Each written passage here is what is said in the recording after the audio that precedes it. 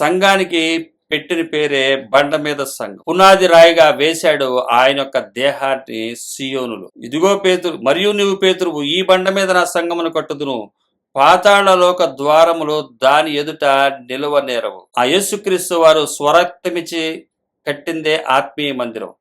ప్రతి క్రైస్తవుడు కూడా క్రీస్తును వెంబడించేవారు ఆత్మీయ మందిరాన్ని కొరకే మీరు ఆరాటపడండి, కానీ రాళ్ల మందిరాల కోసం, రాళ్ల మందిరాలను కట్టుకోవడం కోసం డబ్బులు వెచ్చించి, ఆ శ్రమను వెచ్చించి, జనాల్ని కూడబెట్టి చేస్తే నిష్ప్రయోజనం. దేవుని వాక్యం తెలియపరుస్తుంది.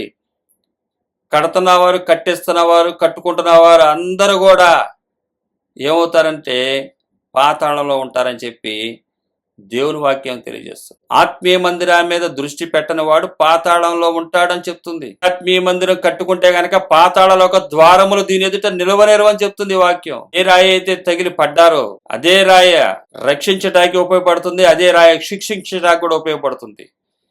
పాతాళలోక ద్వారములు మన ఎదుట నిలవకుండా ఉండాలంటే ఆత్మీయ మందిరంగా కట్టబడాలి. పాతాళంలో ఉండాలంటే ఆ రాళ్ల మందిరాన్ని కట్టుకోవాలి.